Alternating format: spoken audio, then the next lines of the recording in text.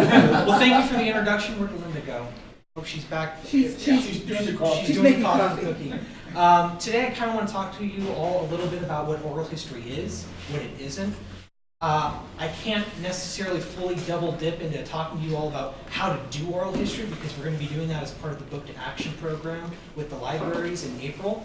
So if this kind of whets your appetite, feel free to sign up for the program in the beginning of April. You can pick up your associated book as part of the program.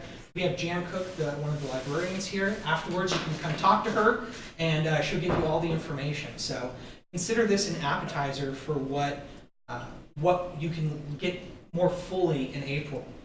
Again, this is just a sneak peek, but I'm hoping there's a lot of questions, and we can talk a little bit more later. What is oral history? Simply put, oral history collects memories and personal commentaries of historical significance through recorded devices. It is an oral history interview itself consists of a well-prepared interviewer, an interviewee who's being questioned, and all through a recorded exchange. And this is the key part and often the most pain in the butt part, let's be honest. That exchange is then transcribed fully or indexed and then summarized and put in a repository, like an archive or a library. So it's not enough to just sit down with someone and record a conversation with them. If all you have is a recorded conversation and nothing else, it becomes almost impossible for someone to come later in the future. They'll have to listen to the whole darn thing to get an idea of what the conversation is actually about. That last part's usually the most important. But in many ways, it's easier to talk about what oral history is not. Oral history is not collecting folklore. It's folklore itself, oral traditions, are stories that a society or a family or a culture passes down orally from one generation to the next. You can consider anecdotes to be those, those kind of like cutesy stories that your family, you always have in your family. Like one of the ones I can think of is my grandmother grew up in rural Texas in the 1930s, and she finally saved up enough money to buy this dress, and she had the dress out on the clothesline, and a damn dog tore it apart, took it down and tore it apart. That's one of those kind of anecdotes. What's the mom?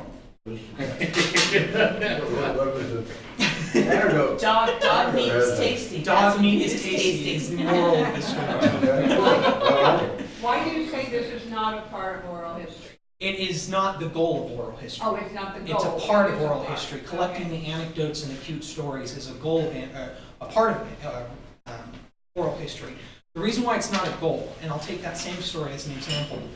If you stay at the surface memories of people, you can never get any deeper than that. When I conducted an oral history interview with my grandmother, I wanted to learn what her experiences with segregation were. I mean, she was white, and I wanted to know if she noticed it, what was her experiences with African Americans in rural Texas. You can't get at those kind of memories if all you stay at are the cute stories. History is rough. It's dirty. There are memories that people have, and oftentimes they're the most important to get recorded, are the ones that are not the easiest to talk about. Obviously, you don't jump in immediately and say, "So, Grandma, tell me about the racism that you were a part of back in Texas." No, but it's something that you can ease into. So that's why necessarily you can't just stay at the anecdotes. Those are important, but they're not the goal. A good oral history interview will go deeper than that, and you'll get more information than just the stories themselves. Oral history is also not journalism, and I think sometimes that's often confused. Early oral history was. The ancient Chinese practiced a form of oral history. Their court historians would collect stories from the royal family and compile them. I think Herodotus, the famous Greek historian, would collect stories from countries that he went and visited and interviewed people. So early oral history was a form of journalism, but now it is separated, especially in the current age that we have now of like pretty combative journalism. The difference between journalism and oral history is a difference of intent, scope, and method. The intent of a journalist, oftentimes he has an end goal in mind. Answer a set of questions, targeted questions, leading questions sometimes, so that he or she can then write an article about it. So an interviewer uses the answers to questions as the vehicle for an entire pointed story in an article. The scope of it. Necessarily, the journalist's scope is as myopic as that targeted questions. He only cares about the answers to that. You know, where were you when the murder took place? What do you remember of this? Very targeted questions. The method, in most cases, except maybe for the 60-minute exclusives, and those are starting to go by the wayside, aren't they? Except for those, a 1 to 2 hour interview with someone, with a journalist, is usually not very common. It's very uncommon nowadays. With oral history, by contrast, yes, the oral historian, the oral history interviewer has a set of questions but they're only used as a guideline. They're not the sole purpose of sitting down with a person. You shouldn't expect to get every single one of your questions answered the way you want them answered, the way you go into the interview answered.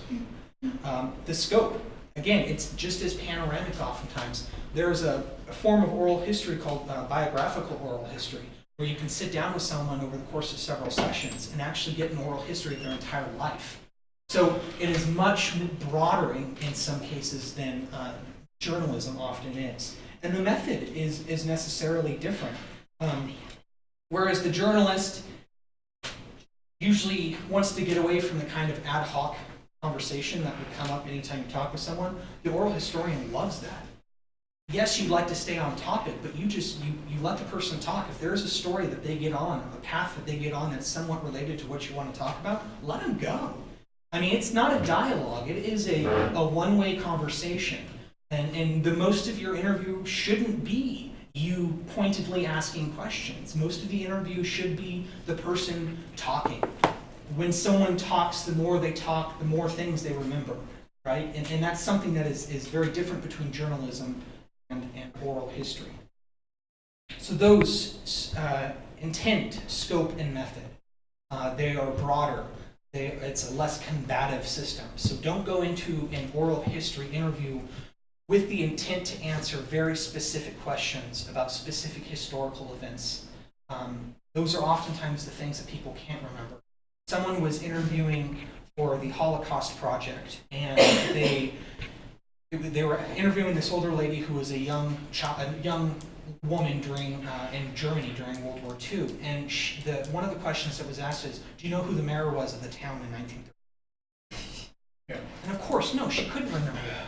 But she could go at detail describing the sense of fear that was felt when the Allies invaded. She can describe those kind of emotions. So don't go into an oral history interview expecting to get answers to specific questions. That's another thing to keep in mind. I am not an expert in oral history by any means. So this is usually when people start walking out, throwing up their hands and saying, oh, I'm not going to listen to you then. No, I am a historian who has used oral history for my own research, a genealogist who's used family oral history for my own genealogical research, and I've conducted oral history interviews myself. Oftentimes, oral historians are not the people that use the interview itself. Usually they're just the ones that sit down and conduct the interviews and then transcribe the documents and give it to an archive or library for future researchers to utilize. So I come at it from a slightly different angle. So what I really want to talk to you all this evening about is how to use oral history in your own research, the pitfalls to avoid, because by knowing the pitfalls to avoid in using oral history research, you know the pitfalls to avoid when you're conducting an interview, because you know what you would like to see at the end of it, and you know the mistakes and the challenges that you have seen when you've used it in your own research. One of the, for many years, oral history has been written off as just the dribble from old people who are reliving their memories.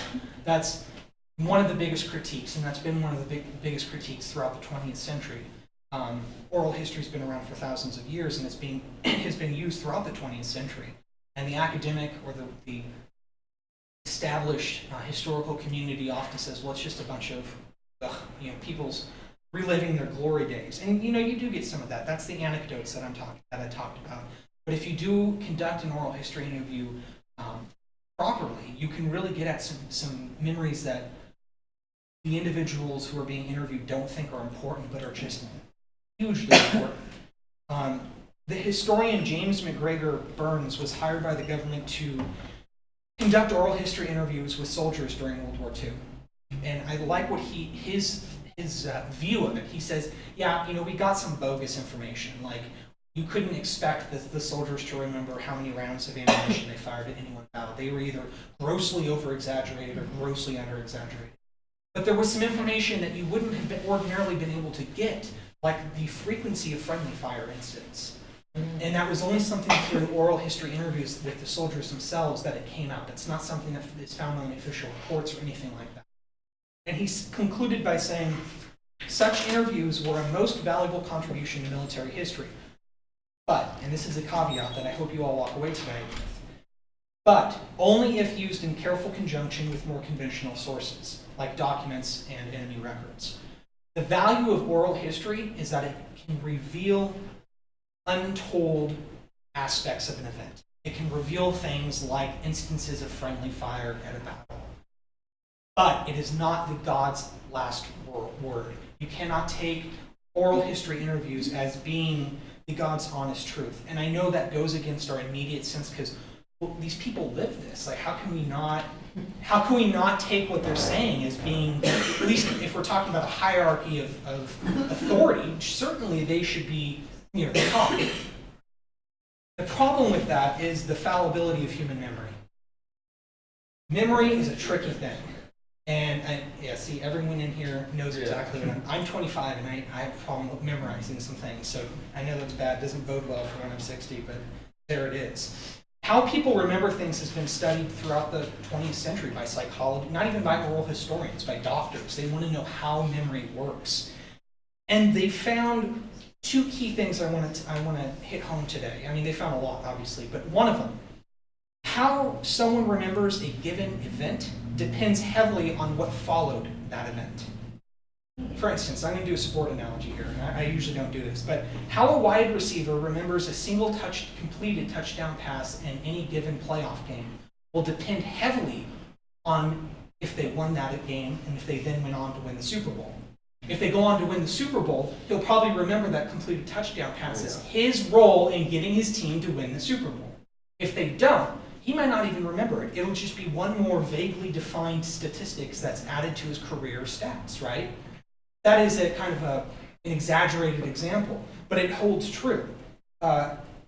If later an event is seen to be significant, then that itself alters the way people remember. So there's one. What follows an event greatly dictates how people remember that event. Two, when you retell an event, when you retell stories about whatever memory you're talking about, you're not remembering the memory itself. You're remembering the last time you told the story. That's how stories get embellished. That's how they build one off of another. I don't know about you, I come from a family that loves to embellish stories. The fish that my dad catches on the lake was 15 pounds when we caught it. By the fifth retelling at home and probably the third beer, it's at least 30 pounds, right? That isn't just boastfulness. That is, especially as time moves on, building off of each time you told the story. That's how the mind works. That's how human memory. So those two things greatly change how someone remembers an event. And it's also, memory doesn't degrade exponentially as time progresses. Doctors are beginning to find out that, let me give you an example. Thomas Jefferson, when he was on his deathbed, recalled that he can suddenly remember events of his childhood and young adulthood that he had absolutely no idea were still in his mind. The mind works in those kind of ways. It's not a constant downhill as you get older. There are loops, and there are loops in memory. So it's a challenge for oral historians, and this is part of the problem why we can't take everything that people remember as the God's honest truth, as the last word that is above all others. And I want to give you an example of this. How many of you know who Buck English is, or was? What? Buck English. Buck. We all know Buck English. Nina, can you give us a brief We're newbies. who Buck English is? I do. Could you tell us a little bit who Buck English is? Buck English was a local boy. He was Middletown's own bad boy. He actually, his family were among the earliest immigrants into this part of the country. there were a number of brothers, and they were all pretty rough and tumble. They got into trouble with the law from time to time, and Buck turned into a stagecoach robber. And my memory is not good enough to recount all of this in detail, but he was well known as a stagecoach robber. He was arrested, put in jail in Napa, had cohorts who tried to free him from jail, and the sheriff trapped him by putting red ink on the window. He was very colorful. He eventually died in San Quentin, I believe. Shortly after being released. He actually had a very peaceful end for a very violent life. That's how I just remember. He was the lamplighter in the prison. And he was very concerned when he was going to leave prison that nobody knew how to light lamps. So there's two things with this, and this is why I asked. What you just experienced was what you will experience when you do oral history interviews. Oftentimes, the person being interviewed is self-conscious about their memory and saying, I can't really, my memory's not that great. I can't really remember it. That's something that you're going to see almost every time you conduct an oral history interview. And put a pin in that, and I'm going to talk about techniques that how you can ease that. One of the techniques that you can ease the conversation about. Sorry, I didn't mean you to be a guinea pig, but it worked out really great. It worked out really great. It's been months since I read about Buck English. So that is Buck English. Buck English, especially his final big showdown and gunfight with sheriff's officers took place in 1895. And it electrified the nation. I mean, it was run in the newspapers up and down from Los Angeles all the way to Canada. It was something that people didn't expect to see anymore. I mean, my God, it was 1895. The Wild West was over, right? This is California. We are the emerging economic force in the West. This isn't something that happens. So it was a hugely popular event.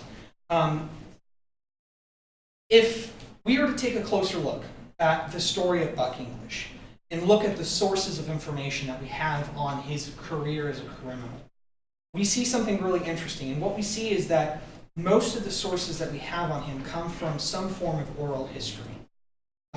There's two different types. One, oral history, I'm calling it oral history. They were journalist interviews in 1895 after this big shootout. Journalists were just, my God, who was this guy? Who is this guy that had this big battle on stagecoaches? I mean, it was Hollywood, right? It was amazing. And who is this guy? We need to find out more information. So they came to Lake Napa County and asked people. So they conducted a form of oral history interviews. So that's one form.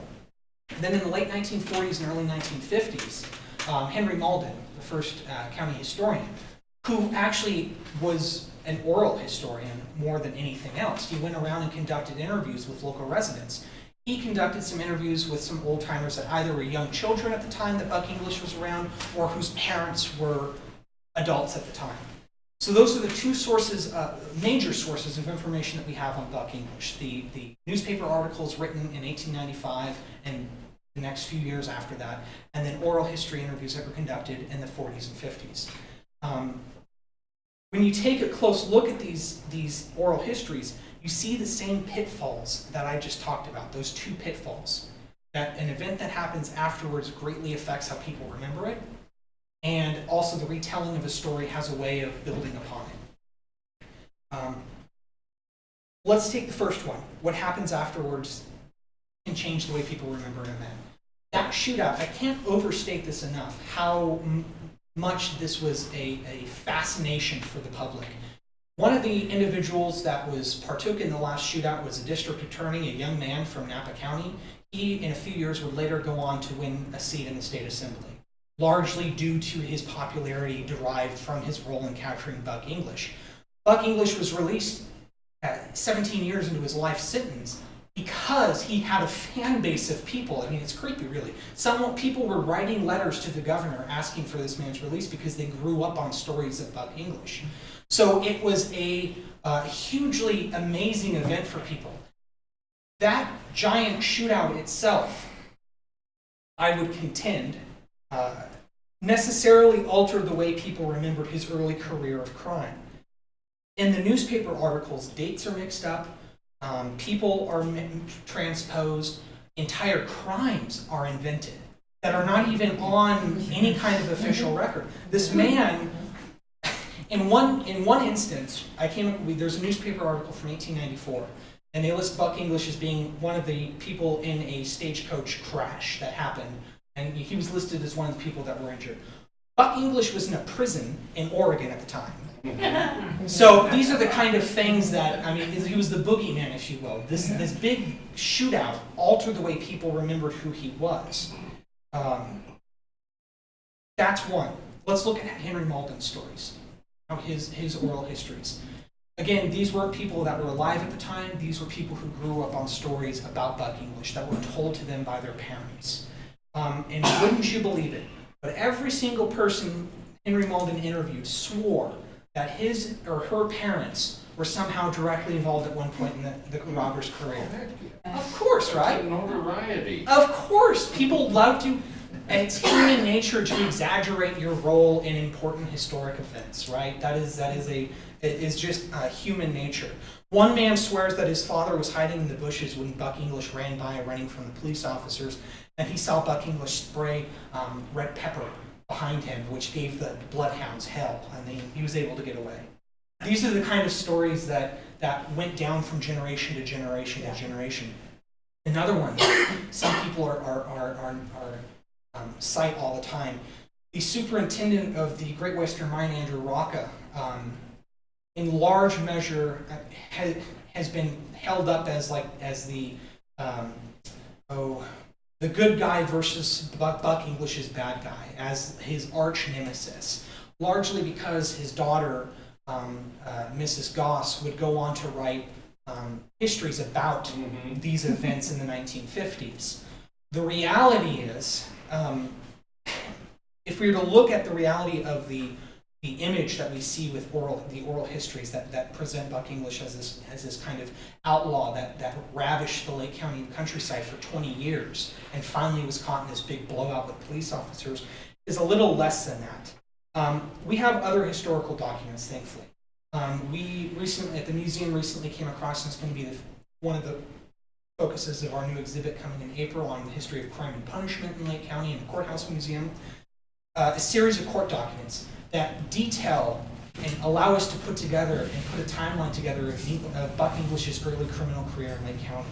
And these are court documents. The dates and the crimes, they don't lie.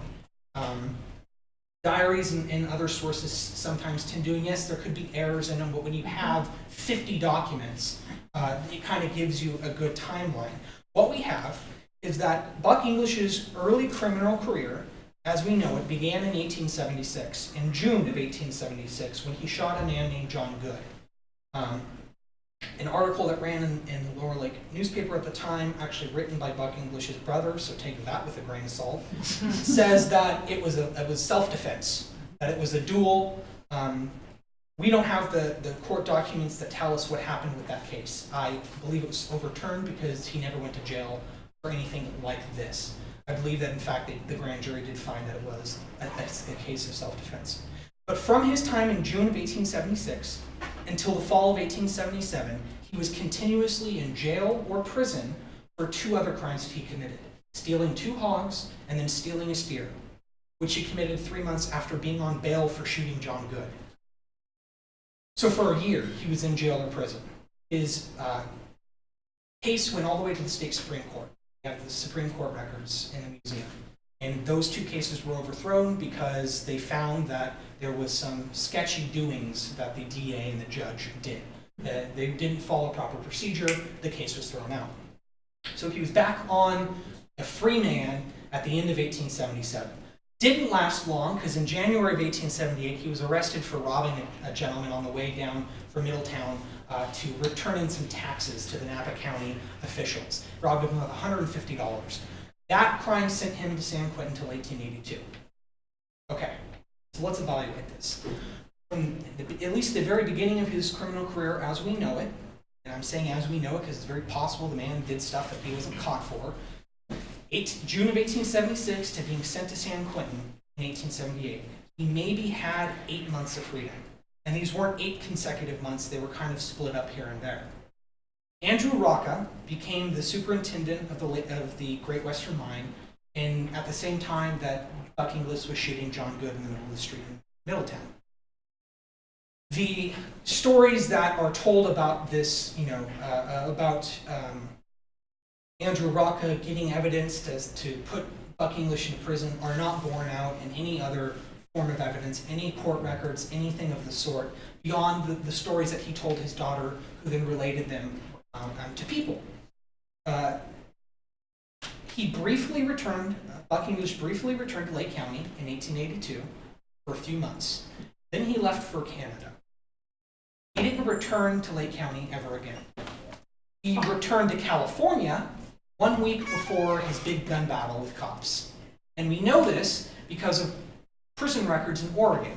He was put in prison for highway robbery and was pardoned by the governor of Oregon. We have the governor's, he was going by the name of Clarence Pooler of all things, but his photo doesn't lie, you know it's Buck English. He has a very large nose and bizarre mustache, so it's a very clear person.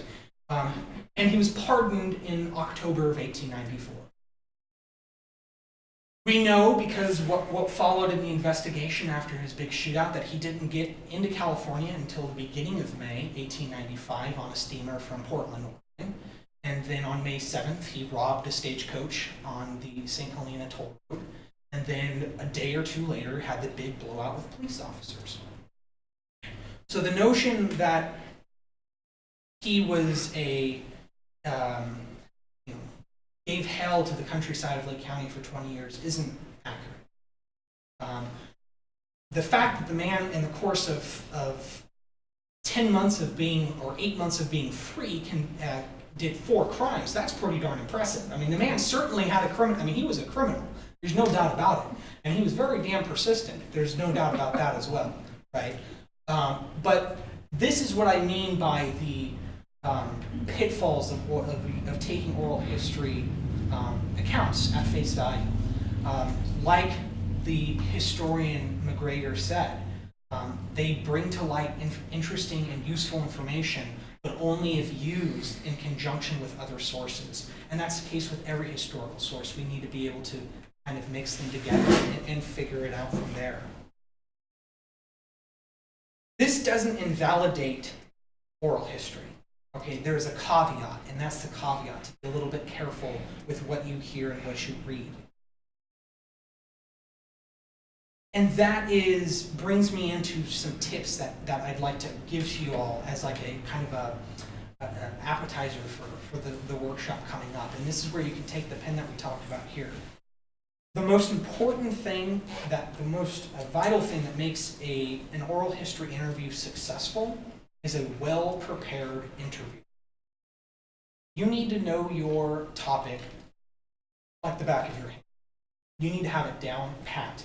If you're going to be talking about rural Texas, 1930s, like I was with my grandmother, you better know about the different town names. You better know about the different officials' names. And knowing as much background information as possible serves a lot of different purposes.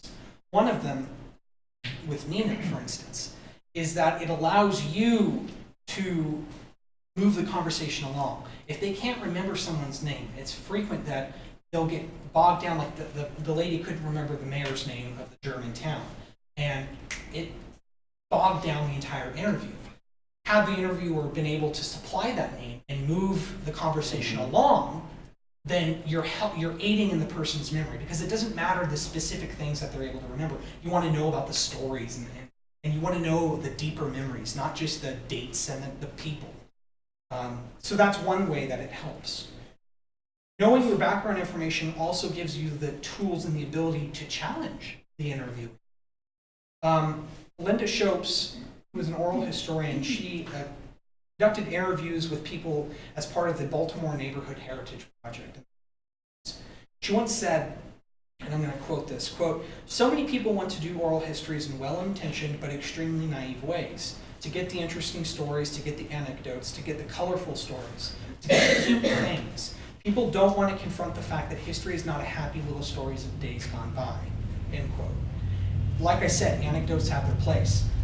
They can be used to lighten up an otherwise boring historical analysis, right? They're interesting. And there's an entire field of study of folklore. They do provide interesting and important pieces of information, but they're not the purpose of an oral historian's interview. Like I mentioned with my grandmother, you cannot stay at surface level memories. There was a large oral history project that was conducted in North Dakota with German immigrants. And the study was to look at their memories of going to school in the 1920s and 1930s in North Dakota. And the oral historians identified something that's called deep memory. It's almost like getting into this altered state of mind, and it took hours and hours and hours of interviews, but it allowed people to get at memories that they hadn't thought about and they didn't even know they had. And it's done with, you need to be well informed on your topic. You can't be shooting out questions at people. Vaughn mentioned that her father was interviewed for an oral history, and she listened to the audio tape, and it didn't sound great. It sounded like the person was just rattling off questions, and her father didn't have time to properly answer the questions. Being well informed, that gets through a lot of those hiccups. It gets through a lot of those bumps, and it allows you to challenge the interview, to get beyond the anecdotes. Coming prepared allows you to spot the BS. You don't want to be combative, certainly not. You don't want to directly challenge someone's memories. That's an immediate equation for shutting that person down. But you also want to get at those deeper memories themselves. And there's ways to do this, because to be frank, you don't want to directly challenge someone because you might be wrong. The interviewee might be right as far as he or she knows. An example comes to mind. An oral historian was conducting interviews with survivors of the Titanic. And he mentioned at the end of the project that, good Lord, every single woman he interviewed swore she was on the last safety boat off the ship. Every single one swore that she was on the last safety boat. And of course he thought it was bogus. But then he looked at the layout of the ship. And the way the safety boats were positioned on the ship itself, they were not directly in the line of sight of each other. So as far as the ladies knew, they were on the last damn safety ship off the boat. So this is an example of why you can't be directly combative. But for the record, for the recorded interviews record, you do want to at least challenge things that you are completely against what you know to be the recorded history. Right? There was ways to do this. A popular way is do it indirectly. Don't say, I don't agree with you. Say, oh, really? You know, that's not something we ever learned about in school. Or that's not the standard way that we always hear about how this event took place. I think it was in the Nixon administration. The White House, the presidential library was conducting oral exit interviews for people that worked on the staff. And there was obviously a lot of questions they wanted to ask about the Nixon administration, but they couldn't directly say, were you a part of this or that or that? So what they did is they would quote the Washington Post. They say the Washington Post said X, Y, and Z. What are your thoughts on that? And that gave the interviewee a chance to refute not you, but to refute a third party. So it kind of takes you out of the line of fire, right? That is the most common method of challenging an interviewee when they come up with something that is not necessarily with the norm. So, what we talked about today. Oral history has immense benefits. It can provide information that is not part of the standard recorded record of history. But human memory is fallible. What follows an event can have an immense impact on how the event itself is remembered. And the frequency with which a story is told itself warps the original memory of the event. And there are ways of getting beyond the simple stories, and there's ways of getting beyond into deeper memories by being well informed and knowing how to properly challenge an interview when the need arises. Those are the most important kind of brief introduction I can give you about using oral history, the benefit of oral history interviews, the challenges of using oral history interviews, and moving forward from there. So I'd love to answer any kind of questions you guys have. Yes? I have a question. At the very beginning, I stepped into the Oh, could we get the microphone? Excuse me. Yeah, 2 minutes recorded. Well, I don't, this is gonna be a silly one. At the very beginning, I stepped into the kitchen to check on the coffee, and as I came back out, you were saying, and that's the most important thing you need to know. What was that thing? Yeah. I have one really important question. Is the coffee ready? Yes, it is. Yes, Okay. it is. That oral history, the goal of oral history is to not just collect anecdotes. Okay, thank you. Maybe we should take a break and have coffee and then answer questions. I love it, yeah. This sounds All good. right. This is a fireside chat, so I came here We to want to be chat. casual. Yeah. Yeah. Did we get the coffee made? Yes, he said it's ready. Good, let's have coffee or cookies or whoever wants. So, okay, what is it that you're doing next month? So next, I'll chat. You're just going, okay. Next month is the library's putting on their second annual Book to Action program, which is, well, Jan, would you like to explain? Your explanation is great. Book to action is. Could you hold on a second? Yeah, we need that. Thank you. Please come this way for coffee. You can have a glass of wine if you so choose. Book to Hi, action. Nancy. Programs I do at Yes, the you do. library where people read a book and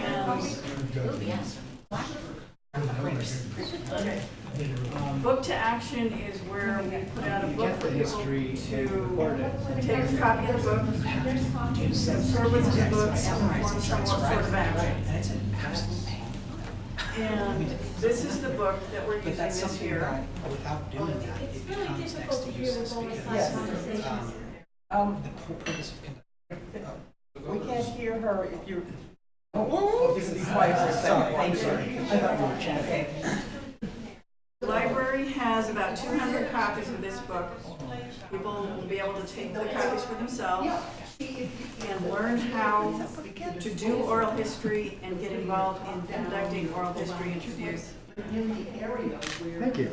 It doesn't have to be about the Valley Fire, that's what a lot of them probably will be, I suspect. The museum is having some events, the library will be having some events, we'll be publicizing it in the next few weeks. To learn how to do oral history and then actually do some oral history. I'm supposed to see him. I have a question. I would like to hear your views of the correlation between oral history and journaling. I've been trying to encourage people to do journaling about their experience with the Valley Fire. Journaling has the same, similar benefits and pitfalls as oral history. People journal for different reasons. A lot of the times, they, I think subconsciously or consciously, journal with the understanding that it's going to be read and used for future generations, for posterity's sake. That necessarily affects what you say and how you say it. One of the downsides to it over oral history is that you don't have a second person to challenge, to go deeper into the memories than just yourself. Now, I find in my research that I seem to get a better feeling for what's going on in any era by looking into journals rather than looking at hard history and oral history. You get a more personal viewpoint of what's there. You can. And I think it depends on the journals. There's some, Lucas Wiley, who was a Lower Lake resident. We have copies of his journals in the Lower Lake Schoolhouse Museum. Certainly used his journals to complain. I mean, the man had, every entry is raining again today, and the sheep are gone. You know, it was a cathartic, source of information for him. Oh yeah, but he wasn't though. He had a great family. You know, he had fellowship with Freemasons in the county, and he had a good, decent paying job. but it was, it was a form of catharsis for him. It was a way of venting. So I think it depends on the journal and the journalist who's doing The it. journalist, well, what I saw in California is essentially a journal, and it's fabulous information. Yeah. Yeah, really. But a journalist would also have time to rehearse Yeah. and maybe White strike wash. out things. Edit, for oral history. Yeah. Oftentimes what you see with any kind of journal, especially military journals, soldiers' journals, is that at some point in their later life, whether it's immediately after the war or decades later, they would go back and add to the entries. And we know they did that because it's in a different pen. And sometimes in a different handwriting, a little more cramped version.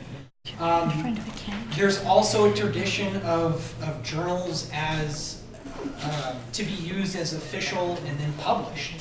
So, I cannot remember his name now. How embarrassing.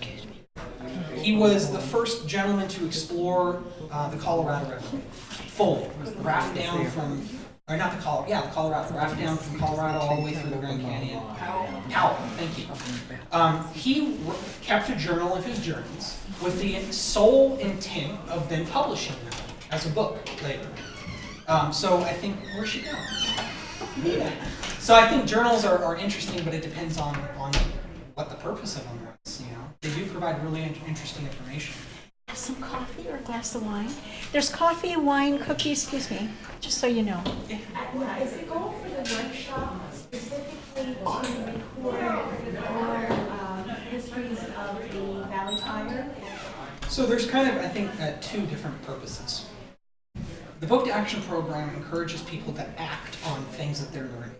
It's kind of a vamped up book club program, right? Tony, could we take a break so the people who are eating Yes. can actually hear this? Because I think this I'll is remember a this. really valid Yeah. question. Okay. Sorry, I just, that was a good, really good question. The program goes on all of April. Well, I have I'll take it. Yeah.